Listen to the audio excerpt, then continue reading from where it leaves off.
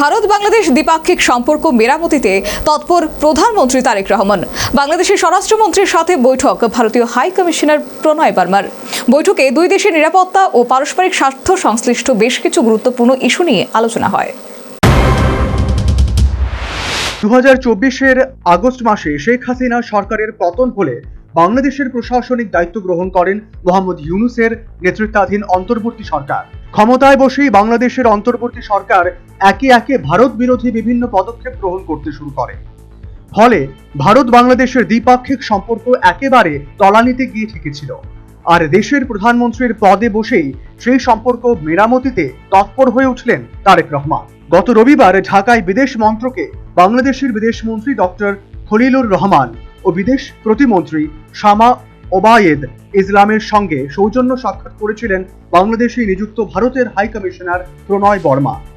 ঠিক 7 দিনের মাথায় দায়িত্ব পাওয়ার পর বাংলাদেশের স্বরাষ্ট্রমন্ত্রী সালাউদ্দিন আহমেদ বৈঠক করলেন প্রণয় বর্মার সঙ্গে। এদিন সচিবালয়ে স্বরাষ্ট্রমন্ত্রীর দপ্তরে এই বৈঠক হয়েছে। সালাউদ্দিন আহমেদের ডাকে বৈঠকে যোগ দিতে সচিবালয়ে আসেন ভারতীয় হাই কমিশনার।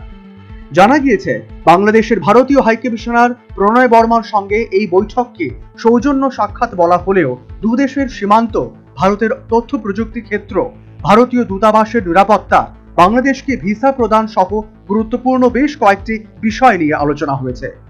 সালাউদ্দিন আহমেদ স্বরাষ্ট্র মন্ত্রকের দায়িত্ব নেওয়ার পর ভারতীয় হাই কমিশনারের সঙ্গে এটি তার প্রথম আনুষ্ঠানিক বৈঠক।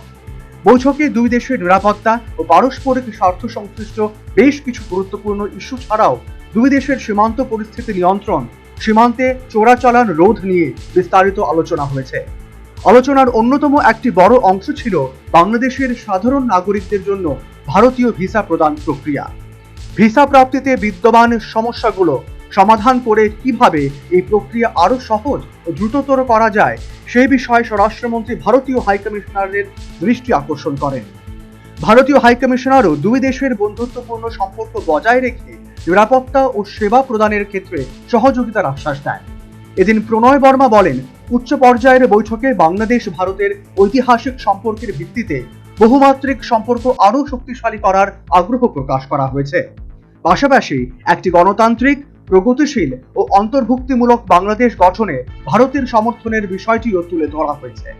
তিনি আরো বলেন, নতুন সরকারের সঙ্গে সম্পৃক্ত হয়ে ইতিবাচক, গঠনমূলক ও অগ্রসর চিন্তার ভিত্তিতে সব ক্ষেত্রে জনগণ কেন্দ্রিক সহযোগিতা জোরদার করতে ভারত আশাবাদী। ভারত সবসময়ই দূরদর্শী ও জনগণ কেন্দ্রিক সহযোগিতা জোরদারের পক্ষে। জনগণের মধ্যে যোগাযোগ ও বিনিময় দ্বিপাক্ষিক সম্পর্কের একটি গুরুত্বপূর্ণ ভিত্তি। ইতিবাচক, গঠনমূলক ও ভবিষ্যৎমুখী দৃষ্টিভঙ্গিতে দুই দেশ একসঙ্গে কাজ করবে বলে আশা প্রকাশ করেছেন তিনি।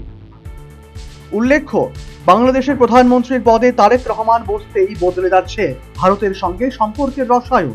এবার চালু হচ্ছে আগরতলা ঢাকা ও কলকাতা ঢাকা বাস পরিষেবা। ভারত ও বাংলাদেশের মধ্যে অস্থিরতার কারণে গত 18 মাস ধরে বন্ধ ছিল এই বাস পরিষেবা।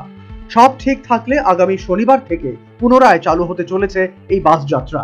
আপাতত সপ্তাহে 3 দিন ওই বাস চলবে। নতুন করে বাস পরিষেবা চালু হলে উপকৃত হবেন উভয় দেশের মানুষ। গত শনিবার শুরু হয়েছে এই বাসের পরীক্ষামূলক যাত্রা।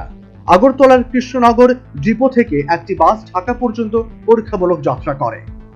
Bureau report, news vanguard.